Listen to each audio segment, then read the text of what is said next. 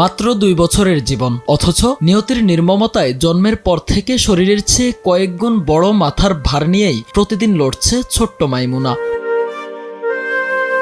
দরিদ্র এক cycle garage মিস্ত্রির ঘরে জন্ম তার। জন্মের পর থেকেই হাইড্রোসেফালাস নামক রোগে আক্রান্ত মাইমুনার মাথা অস্বাভাবিক হারে বড় হতে থাকে। এখন প্রায় 90 সেন্টিমিটার পরিধির তার এই মাথার ওজন প্রায় 15 কেজি, যেখানে তার পুরো শরীরের ওজন মাত্র 4 কেজি। তার ওয়েব ছিল 90 সেন্টিমিটার। জন্মের সময় একটা বাচ্চার মাথা থাকে ইজিলি 33 থেকে 35 সেন্টিমিটার, সর্বোচ্চ 37 সেন্টিমিটার।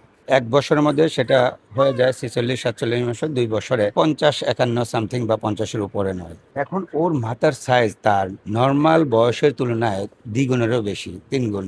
ওর পুরাটা মাথা জুড়ে হলো সিএসএফ ফ্লুইড, মানে পানি, হাইড্রোকেফালাস। এখন ওকে আমরা সিটি স্ক্যান করতে দিয়েছি।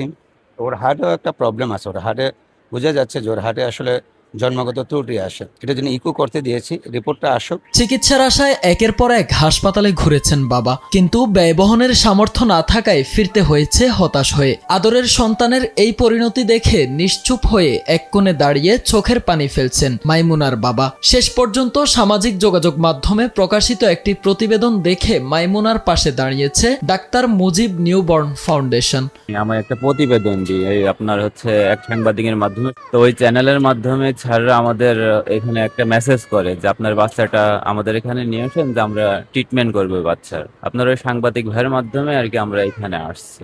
আমি একটা সাধারণ একটা সাইকেল গ্যারেজ আছে আমার, এই সাইকেল গ্যারেজ দিয়ে আমি এতদিন যাবত, এই 2 বছর যাবত আর কি এই বাচ্চাটাকে চালায় আসছি। ফাউন্ডেশনের পক্ষ থেকে জানানো হয়েছে মাইমুনার অপারেশন সহ প্রয়োজনীয় সব চিকিৎসার ব্যয় বহন করা হবে। একই সঙ্গে কর্তৃপক্ষ জানান, এ পর্যন্ত হাইড্রোসেফালাসে আক্রান্ত 22 জন শিশুর চিকিৎসায় সহায়তা করেছে প্রতিষ্ঠানটি, যার মধ্যে 21টি অস্ত্রোপচারই সফল হয়েছে। আর ডাক্তার মুজিব নিউবর্ন ফাউন্ডেশন যেহেতু পথ শিশু, পথ নবজাতক, অসহায় নবজাতক নিয়ে কাজ করে, এই বাবুগুলো নিয়ে আমরা কাজ করছি। এই পর্যন্ত আমরা প্রায় 22 জন বাচ্চার আলহামদুলিল্লাহ অপারেশন করেছে। মাত্র একটা বাচ্চা মারা গেছে, সমস্ত বাচ্চাগুলো বেঁচে আছে আলহামদুলিল্লাহ। চিকিৎসার নতুন আশায় আবারও স্বপ্ন দেখতে শুরু করেছেন মাইমুনার পরিবার। একদিন হয়তো মাইমুনাও অন্য সব শিশুর মতোই স্বাভাবিকভাবে বেড়ে উঠবে, এই প্রত্যাশায় চেষ্টা চালিয়ে যাচ্ছে ফাউন্ডেশনটি। আর আল্লাহ যদি ওকে ভালো পর্যায়ে এনে দেয়, এটা তো খুব খুশির ব্যাপার। এটা একটা জন্মগত সমস্যা।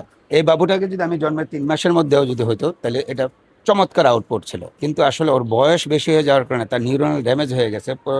এখন কর্টেক্সটা তার পুরা থিনিং হয়ে গেছে, বোঝাই যাচ্ছে। আপনারা সবাই ওর জন্য দোয়া করেন। মেহেদী হাসান বাপ্পি, দেশ টিভি, ঢাকা।